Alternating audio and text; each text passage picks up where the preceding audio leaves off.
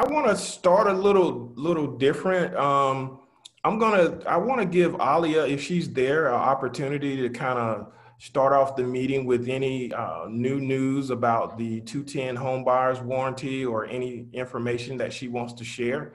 Alia, are you there? Here, thanks, Anthony, and congrats, Jackie. That's awesome.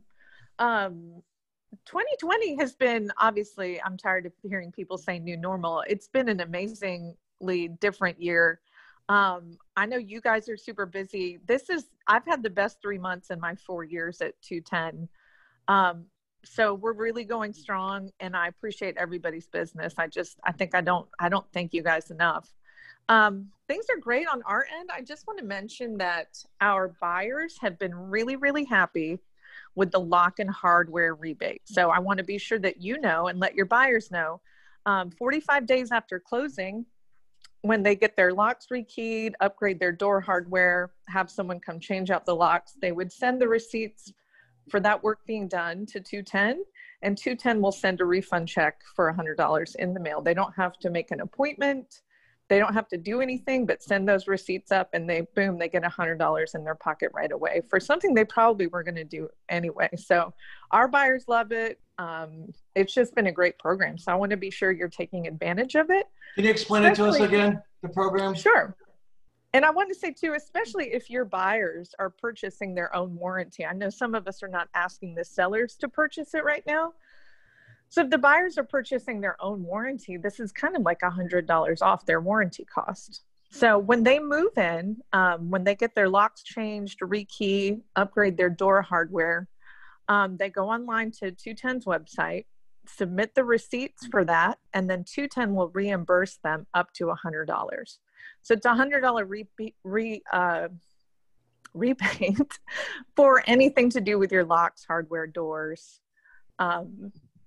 And it's a great thing that people do anyway. We really want to be sure that they're seeing the value right away. It also helps us to interact with our customers sooner so that when they do have a claim that they're calling 210 rather than calling their agent, because we want to be sure that, we're taking them off your plate so you can do more business. Absolutely. Now, I have a question for you, Alia, and thank you for reminding me because I just enrolled in the 210 Home Buyers Warranty Program on my own house, but I actually purchased the locks that I wanted before we closed on the house. So is that an issue? That is not an issue. Okay. Okay, good deal. And if you have any issues, just send it on over to me, but it shouldn't be an issue because I bought my locks before closing too, because I was already picking all that stuff out. So, right. So is there a time frame that you said after closing that the receipts have to be submitted? That's right. So it's 45 days after closing. Okay. Thank you. All right. Anything else, Alia?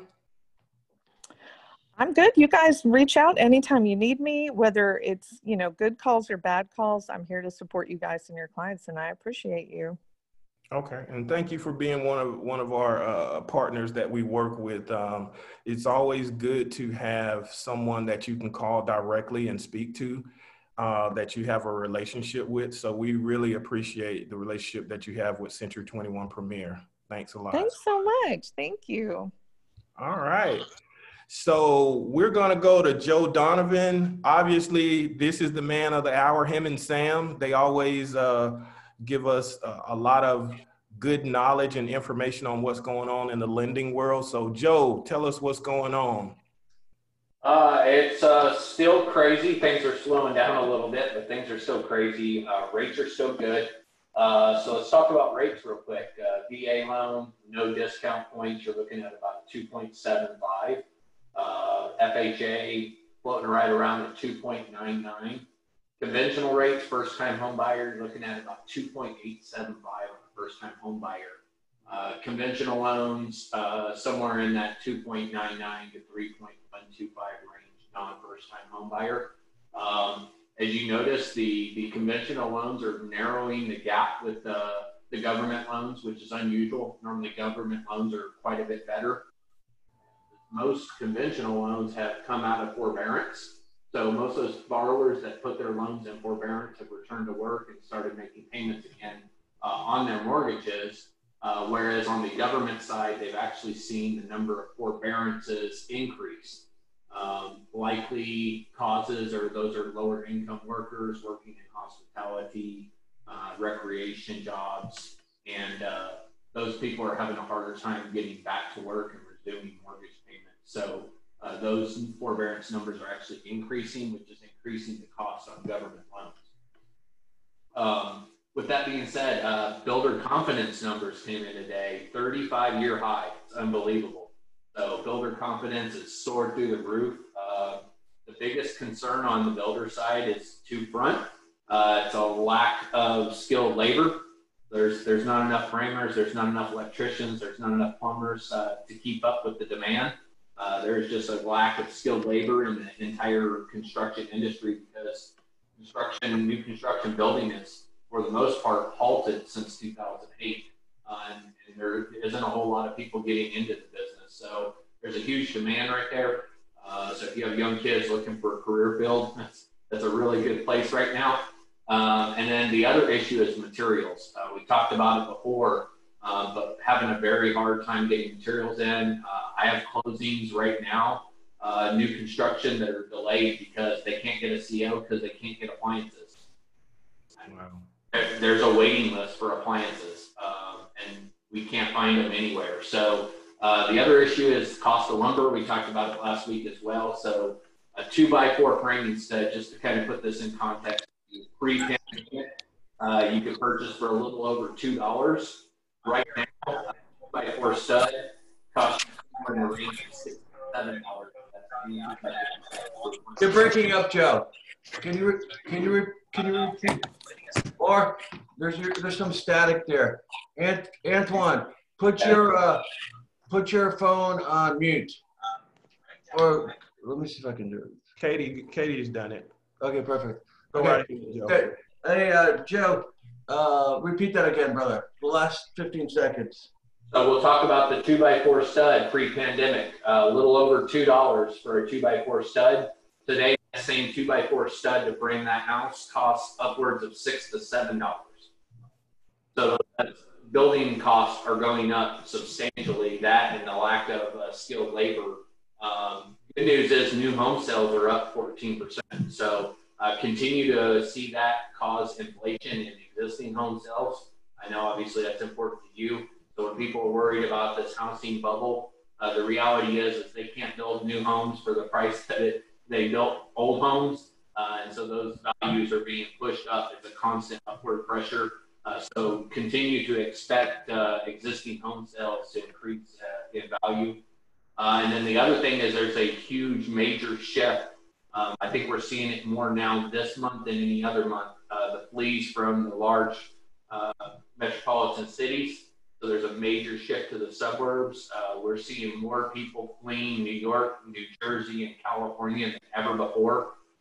There was already a huge flee, but now it's even more predominant. I would probably say 1 out of every 4 borrowers that I get a call from moving to Georgia is from New York, New Jersey, or California now. So it's huge. The relocation business is booming coming from those states. And also in those states, they're seeing rapid reductions in condos, luxury condos in New York right now. They can't give them away. It's pretty bad. They're on borderline. So we're going to see states that have massive amounts of foreclosures. More than likely, it's going to be those upper Northeast and Western states that have had more stricter return to work guidelines. People are fleeing those states and moving to states that are, a little more, relaxed for as the returning to work and allowing people to have a job, pay their bills. So mortgage industry wise, last quarter in the mortgage industry, we funded $1.1 trillion in one quarter. To kind of give you context, the average in an average year, mortgage lenders fund about $1.9 to $2 trillion. So we basically just did a year in the last 3 months. The next 3 months, they're expecting that we'll probably fund another $2 trillion total this year, they're expecting $3.9 trillion in fundings this year for mortgage fundings, which is over double what a typical mortgage year looks like. So bear with us. I know a lot of the lenders are right now they're refusing. I've talked to so many borrowers. They got under contract and now their mortgage lender is refusing to accept the contract unless they extend it to 45 days. I can still close in 21 to 30 days. Ideally, 21 days is just probably not feasible because of appraiser and title. On the mortgage side, we can handle it.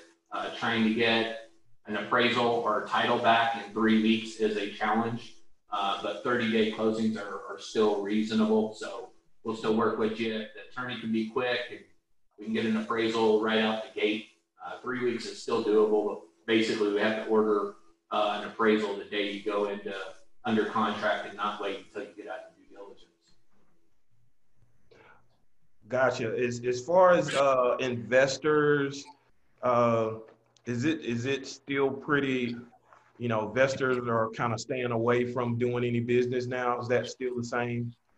Yeah, I mean, honestly, what we're seeing is most of the investors, one, not too many are buying. Those that are only buying for long-term holds.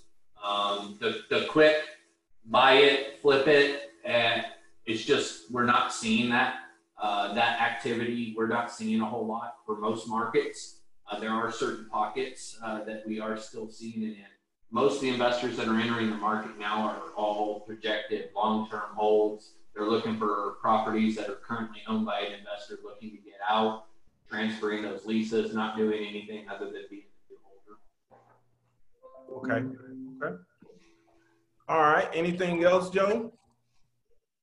Not unless you guys have questions for me. It's just, it's busy. Just bear with us. I mean, that's all I ask. I know we've had a couple incidences where it's, come down the wire. I've had some where it's like the day before closing, I'm beating the appraiser up 6 times a day, trying to get an appraisal to close deal, or I'm beating the attorney up trying to get title, but their examiners are backed up. So just be aware. I mean, everybody in the industry is feeling the pressure. Been doing it quite a while from home, and I know the attorneys. I feel bad for them too, because I mean they've got a lot of pressure, and it always comes down last minute on the attorney. So bear with us. Some are more user friendly than others, but everybody's doing the best they can. Just understand the amount of volume that we're seeing with both purchase and refi. Obviously, you guys primarily focus on the purchase, but you got to remember everybody else, from appraisers to attorneys to lenders, we have both sides of the market that are just at an absolute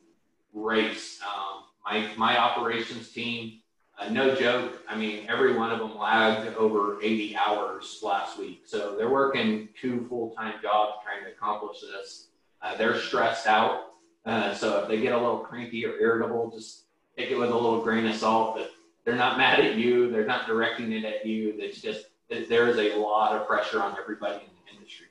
Gotcha. Sam, anything you want to add before we get started? Yeah, I was just say to kind of go off on what Joe said. I mean, if you saw our emails, you see an email from a processor at 11:39 at night and a response from Joe or Jeff or Andrew at 12:15. I'll get rate notification locks at 1 a.m. So the team really is working pretty much around the clock. There's no such thing as an 8 to 5 and we're closed. I mean, I take calls at 8 o'clock at night on Sunday. It doesn't matter when it is. If I'm available, if I have Wi-Fi, Joe's the same. I mean, we're willing to take calls and get people pre-approved, but just know that our operations team is working through all hours of day and night. Okay. All right. Well, Joe and Sam, thank you guys for working around the clock to help our agents get deals closed and get people pre-approved. So we appreciate you guys as a partner in our company and always being there for us when we need you. So thanks a lot, guys. Hey, and quick, if you guys know great processors out there that you've experienced with other lender companies, give me their names. We're looking to hire, and I'll tell you what, there's hiring bonuses for them. If they give me a bonus, I'll give it to you for the referral. So we're hurting. If you know good appraisers, good processors you've worked with, I mean, we're hiring. Good deal. Good deal. All right. Thanks, guys. I wanted to talk to you guys today about finishing the quarter strong. So we want to make sure that we finish the quarter strong, October, November, and December. And usually that's when a lot of agents feel like they need to take off and for Thanksgiving and for Christmas, and they tend to not do a lot of business during the last quarter. And in actuality, that's the best time to actually get started on finishing the year strong and even getting started, even starting the new year off correctly. So October, November, and December are months where we need to continue to push. If you guys don't think real estate is going on in November, October, November, and December, you're mistaken. Does it drop off a little bit? It does. But deals are still being closed in these months. So we have to make sure that we're still doing business during those times. I'm not saying don't take off. I'm not saying don't spend time with family. I'm just saying that this is a great time to pick up on additional business because the majority of agents tend to wind down during this time. So if we want to have a great 2021, now is the time to start preparing for it. So I asked this question last year, and I'm gonna make this statement. I made it last year, and I'm gonna make it again. But let me ask you this question.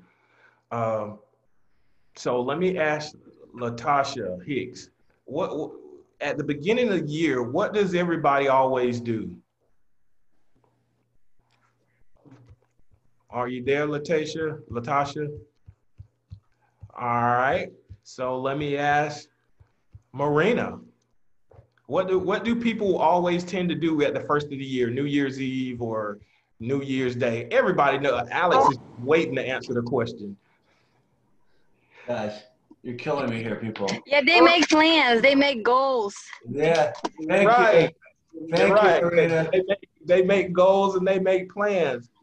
One of the biggest things that people do January 1st is they join the gym. I'm going to the gym.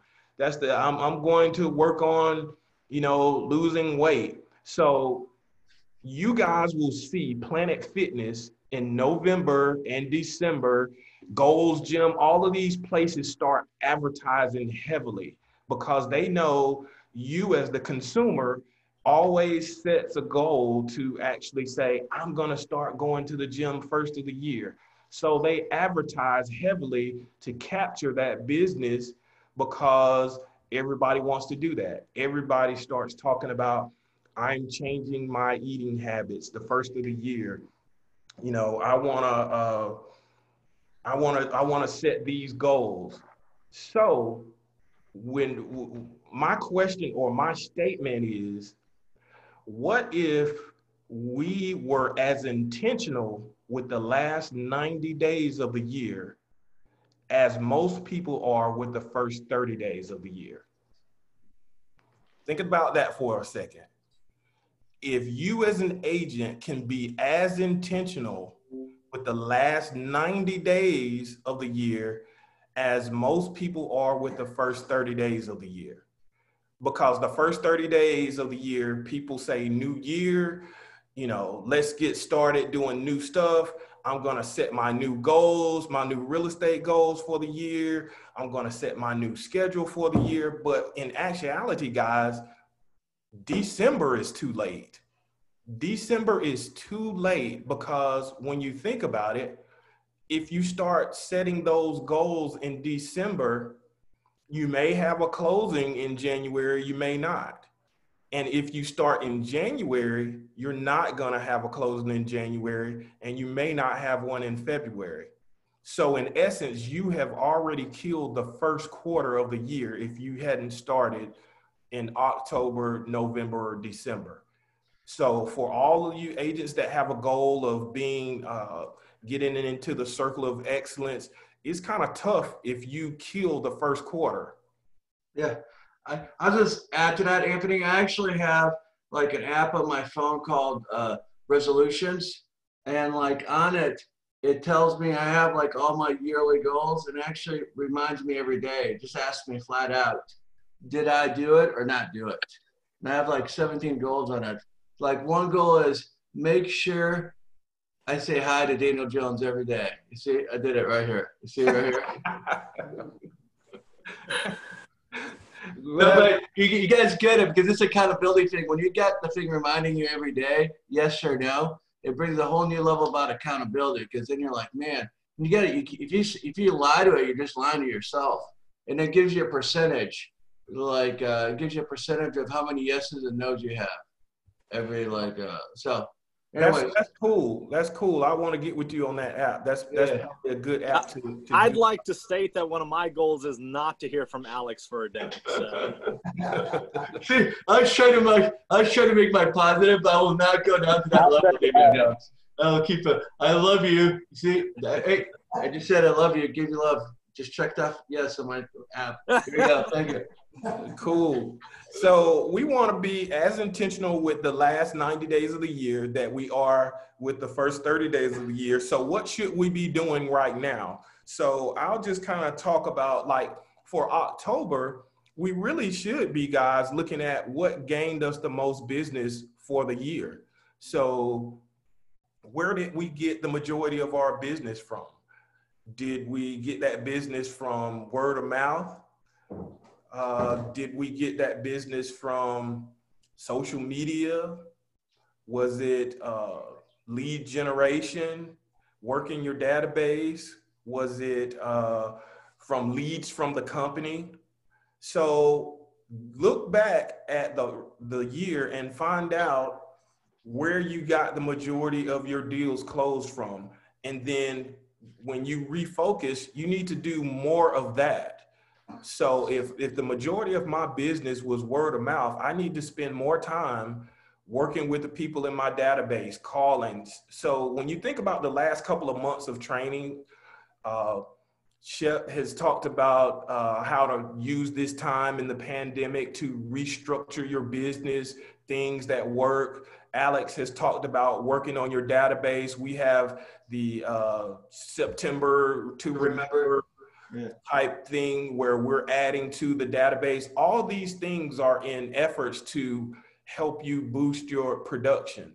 And we know that these are proven things that work. And also through Mike Ferry's system, this is why we continue to do these things to help you promote your business. And Alex kicked off that September to remember, because if you do that, your next 90 days is going to be very, very productive. So it's a great time to start that. So I know that he and Katie are working on getting those numbers. So what we should be doing is reviewing where we got our business from the last 30 days. I mean, over the last year. So we want to focus on more of that to restructure. The other thing, guys, is you need to start budgeting right now. So you need to start setting your marketing budget now. Again, companies target you early. So they know that most realtors are going to say, okay, well, we're going to set our budget in January. So watch what I tell you. In January, you're going to have an influx of calls from all of these different marketing companies or companies that are trying to sell you something. And if you don't have your marketing goals together now, you're going to fall for that stuff. So you're going to be like, oh, that sounds good. That sounds like a great deal. Whereas opposed to you actually saying, hey, listen, I've already set my marketing budget for the year, get with me next year. I've already got my budget and I don't stray from it. Do that now in, October, November, December. Go ahead and set that budget right now, how much you're going to spend on your marketing. Also, it'd be a great time to start saving money now for your your new clients and your past clients. One of the best things that I've done was use one of the Century 21 tools, which is Preferred Client Club. What's the number one thing, and I'm just gonna, for the sake of time, I'm gonna ask Alex because I know he already knows the answer. What's the number one thing that most clients complain about with agents? Actually, I want let's put someone else in real quickly. Marina or Lakeisha, what do you think it is? Miss Lakeisha. Yes. What do you think? What's the number one thing people complain about clients complain about real estate agents? Not following up. Absolutely. Communication. Very good. 80% of people are actually happy with their realtors. How many people, Aaron, you were in the meeting yesterday. How many people actually use the same realtor again 6 years later? I forget the number. Was it like 20%? It's 6%. 6%. So 80%. And why is that? The agent never kept up with them.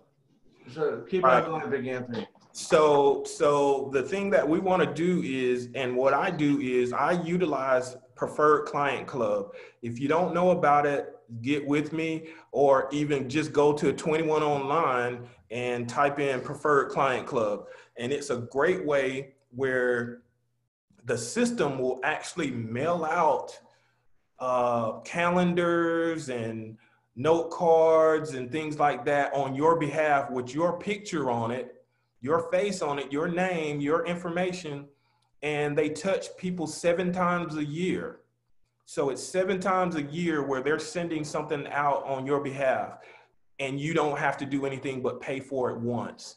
And it's very affordable. I think for 7 years, it's like $58. Guys, it's a no-brainer. If you close one deal and you make $1,000 on that one deal, surely you could spend $58 to stay in touch with that person that you utilize to purchase a home for the next 7 years for $58. So look at Preferred Client Club. That is a big one to use. You could use it for buyers. You could use it for sellers. You can use it for prospects as well. So that's a small amount of money, but this is the time you should be saving money to actually put those type of things in place. Another thing that doesn't cost a dime that keeps you engaged is Alex talked about the newsletters. We should be doing that. We should be putting our customers and clients on the newsletter. So that's another way of staying in touch with your clients. So utilize those newsletters as well. So when you set your budget, don't stray from it. Go ahead and set it. The other thing that we should be preparing for now is looking at the calendar and finding out what education classes we're going to be enrolled in. So I know Jackie Leonard does a great job at looking at the calendar and finding out what classes and things like that she wants to be a part of. And that's key because we always want to try to keep learning. I've been in the business 17 years and I don't know it all. Jackie has been in the business 21 or 22 years and she's still striving to get more training, more knowledge, and more information. Hey, I was going to say too, Anthony, we send every week we send like an update of not just our training, but Century 21 trainings that you can take on 21 Online that are new for that week. Like Susie sent one out a couple of days ago, but every Monday. So we have awesome training classes available on 21 Online too. Yes, I've been seeing those emails from Susie. So we need to start looking at that calendar now and start figuring out what classes we want to enroll into, whether it's those classes with 21 Online, whether it's what Susie sends out, whether it's the Mike Ferry trainings.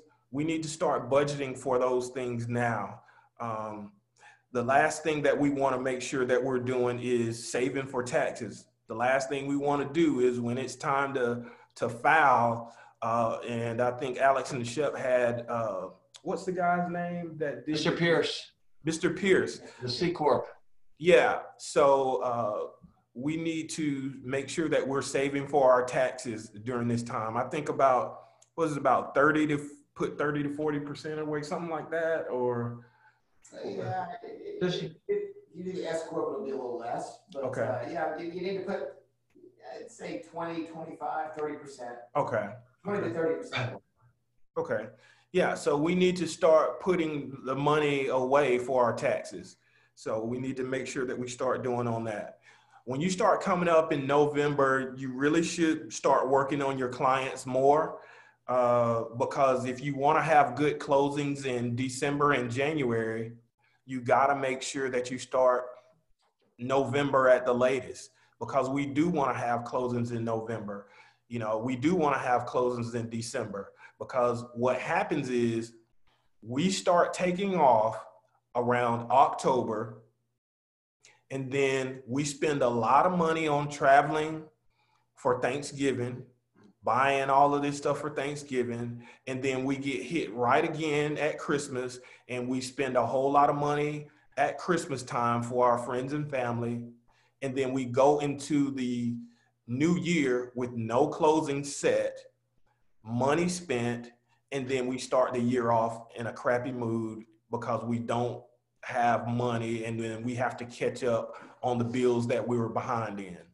So make sure that in November you start shaking trees to actually start getting clients, because these clients are going to start carrying over to the new year. November, December, we need to start carrying them over to make sure that we start the year off right. So make sure that we're doing that. We also need to focus heavily on listings, guys. So make sure that we focus heavily on listings, because listings will get you to the closing table faster and more often. I was talking with an agent, and she was saying, well, what's wrong with working with buyers? Absolutely nothing. But I also told her, if I'm in Vegas with Alex and Shep, and we're having drinks at the bar or whatever, having a good time, and I got 10 listings and agents are calling me about my listings, we're at the bar having a good time in Vegas, and they're bringing me offers. Whereas when you're working with a buyer, you have to be in Columbus or Phoenix City, riding around, showing houses. So Daniel, let me ask you this. When you go on a listing appointment, how long do you stay? Usually about 30 minutes. So about 30 minutes on your listing appointment, right? Okay. So Lakeisha, if you're showing homes to a buyer, what's the average time frame?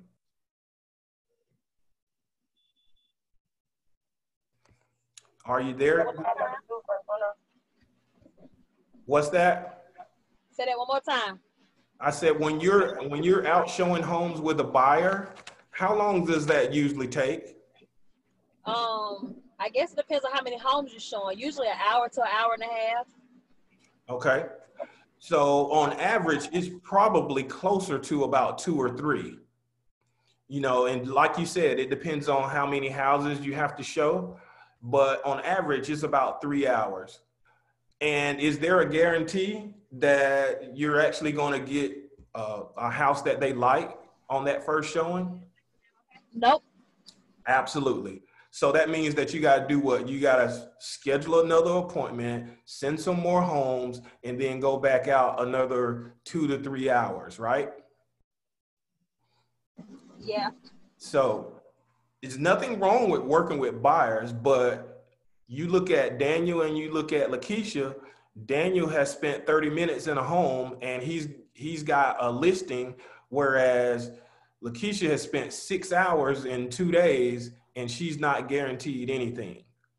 So we need to focus heavily on listings, because for Daniel, it's just a matter of when Lakeisha gets around to his house to make an offer when he's in Vegas with me and Alex and Shep. and he gets the deal. He orchestrates it. He calls his seller from Vegas. He asks, do they want to accept the deal? He emails the paperwork over. They sign it. Done deal. He orders another drink. Simple as that. It's sweet tea, by the way. Yeah, sweet tea.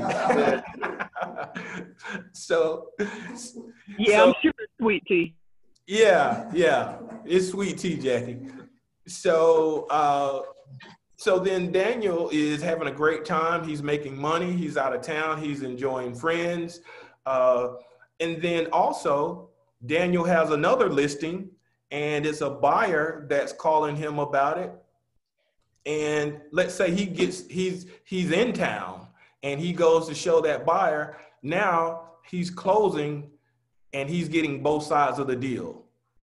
So Shep brought up a fact a couple of months ago. And you said listings, an average agent can go to the closing table, what? You said about? To 5 listings, at least once or twice a month. Once or twice a month. With 5 listings. With 5 listings, you can go to the closing table once or twice a month. So you want to make sure that you're focusing heavily on your listings, guys. Listings, one of the things that I've always heard, you list to last, you sell to eat. Every time you close with a buyer, you're unemployed again. So make sure that you continue to get those listings, because there's power in getting the listing, and it saves you a lot of time. So make sure that you're doing that. The last thing that I want to tell you that in the month of December, you really should start focusing on your schedule. So make sure that you're focusing on your schedule. Relook at that schedule based upon what you found out in October and November. So when you start setting your new schedule for December, you'll know, hey, this is how much time I need to spend on calling people from my database, because that's where I got the majority of my sales from. So I'm gonna give you some numbers that that Mike Ferry had given us a while back. As a minimum standard, you should be taking 2 hours, 5 days a week, generating new business for yourself. A minimum of 2 hours, 5 days a week, generating new business for yourself. That means outbound calls, social media, etc. However you want to reach out to your people. But you should at least, as a minimum, be doing that 2 hours a day. You want to make at least 6 contacts per hour. So that means that's just 10 minutes per person.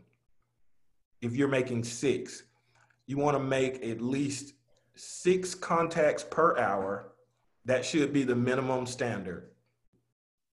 Okay? Real estate is a numbers game. So if you want to go above that, you can, but that should definitely be your minimum standard of saying, I want to make 6 contacts per hour. 45 minutes a day should be on lead follow-up. That means, so any leads that you may have gotten from the company, from friends, family, or whatever, 45 minutes as a minimum should be taken towards lead follow-up. Most agents, as we just talked about, lose money because we don't follow up with our clients. So we should at least be doing 45 minutes a day with lead follow-up on clients or leads that we've gotten. We should try to at least set 2 listings every week. 2 listing appointments every week. And we should try to set at least 2 buyer appointments every week. This is just a minimum standard, is what we should be doing. You have your top agents like Jackie Leonard and Daniel that do way more than that. But as a minimum standard, that's what you should be doing. Also, a minimum standard for your listing ratio should be at least 50%. So on the listing appointments that you go on, you should get at least 50% of those. So that's kind of half and half as a minimum standard. You should at least be getting half of the listings that you make appointments for. You should be writing, it should be the same for buyers. So, and then you should be writing a contract 35 to 40% of the time. Okay, so when you're working with buyers, you should be 35 to 40% of the time you should be writing contracts. Listings taken and listings sold, 60%. That's not a lot. If you take 10 listings, 60% of them should sell. And that, of course, that depends on if you're pricing it right. Buyer contracts written and accepted, I talked about that as 50%. You should get at least half of them accepted. When you put that, what is that, escalation clause in, you should be getting a higher number than that as well. Hey, Big Anthony, I think we're on pace for like, give us like another good point. We're trying to do this like 45, 50 minutes. Yeah, we got one more minute. So I'll just end with saying that we need to focus more on our listings. We need to make sure that we're as intentional with the last 90 days of the year as we are with the first 30 days of the year. And we need to make sure that we're continuing to shake trees and get our budgeting together, make sure that we're doing all of that stuff and finding out what worked for us in the last year. And we need to do more of that this year. So that's what I have. Alex, you got anything else to add? Yeah, I just want to talk real quick about the September to Remember sales contest. So Miss Katie, like I said, you get points for this, not just how many closings you have or listings. You get points for building your business. So like if you show us, if you get a listing, you get 5 points. If you go on a listing presentation, you get 3 points. If you, show us your listing, you get 3 points. So yesterday we had an awesome new agent class. Miss, where's Marina at? She got off. Marina did her listing presentation. We had about 10 new agents there. It was awesome, but remember, you get points for growing your business. So Miss Katie sent a tabulation yesterday. So far, she sent a text message where everybody stands right now. In first place, guys. Now remember, guys, we're only as good as information you guys send us. So if you're not sending your updated numbers or and she sent you what you get points for. But if you're not sending us just an email, hey, I got this listing, or I went on this listing presentation, or here's a screenshot of my 100 people in my database, then we can't give you points for it. But right now, we got Herman Ivy in first place with 25 points. Big Herman, where you at? Right here, my brother. How are you? Good. You're in first place, man. You must really want that iPad. It's all good, man. Just go ahead and sign it over to me. Yeah, that's good. So we got Herman and Big in first place with 25 points. Jackie and Bob McLean are like in second place with 18 points. Then we got a bunch of people with 9 points, and then 6 and 3. She sent out. Remember, you guys gotta. We try to figure out the points, but you guys gotta give us, keep us updated. But if you go pinning with a buyer or seller this month, you get 3 points. If you sign an exclusive buyer contract, you get 3 points. If you go in a listing presentation, you don't have to win the listing presentation. You just have to go in it. You get 3 points. If you memorize your pre-qualification scripts, you get 5 points. If you show the 100 people in your database and they're getting the monthly newsletters, you get 10 points. If you show us your listing presentation, you get 5 points. If you go on listing, you get 5 points. And then for the Mike Ferry virtual retreat, we actually have one coming up on the 22nd to the 24th. You get 5 points for each day that you participate in it. And we actually have about 10 scholarships for that right now. So we actually have 10 scholarships for that right now it's a $295 value. So if you're interested in getting a scholarship and participating in that Mike Ferry so you can get like some points, just go ahead and get in contact with Shep, me, or Anthony, and we'll get you in it. But like Mike Ferry is a life-changing event. If you ask, it's obviously it's a lot better in person, but if you ask Miss Jackie or Denzel or Daniel Jones about it, they'll tell you it made a big difference in their business.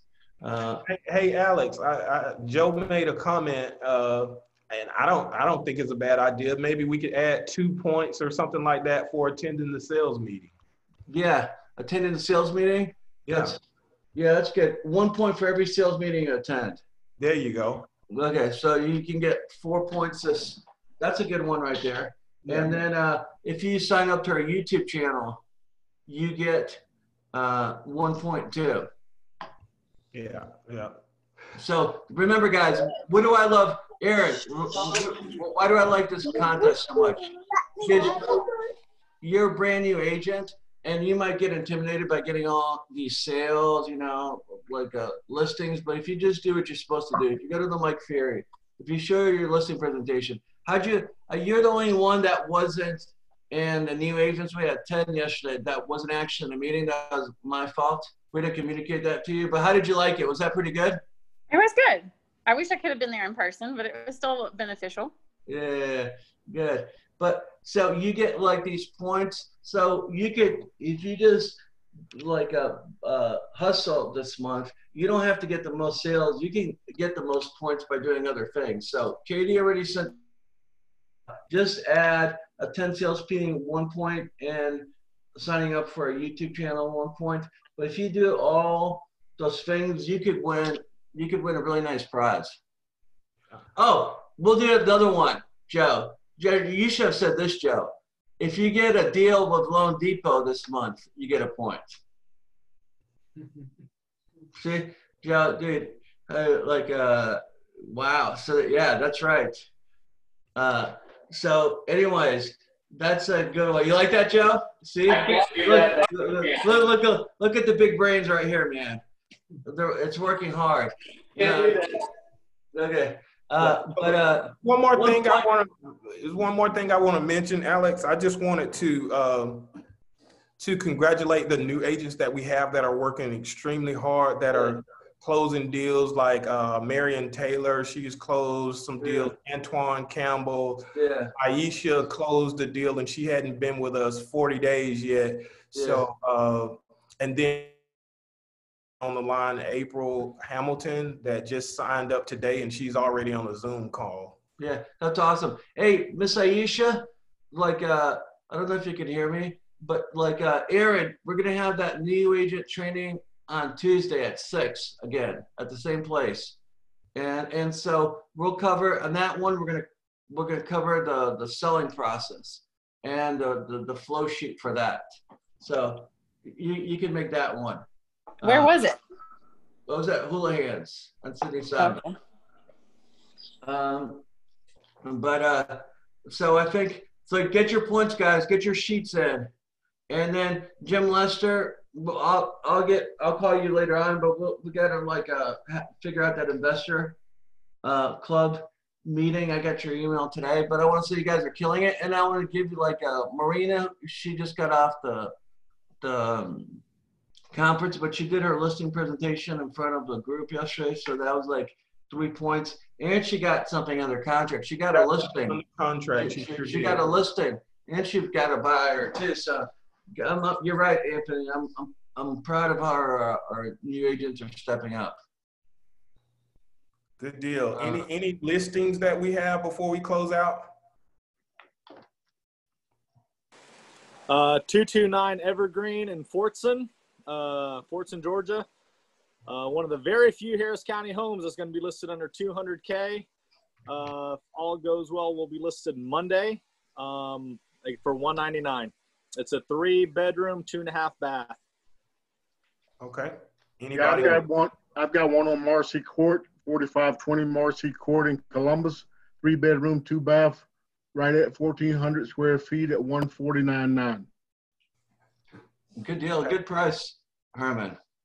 Thank you. Anybody else?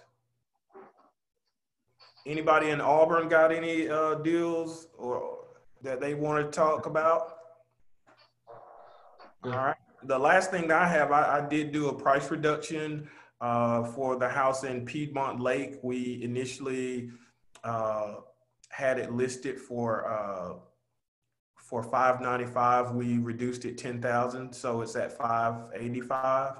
So hopefully you guys can find a buyer for that one. I'd love to close on that one. All right. Well, if you got anything, Chip? I think that's good. All right. Well, thank you guys for tuning in.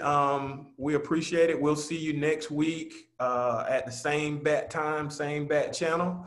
So y'all have a great week and we'll talk to you soon. Bye-bye.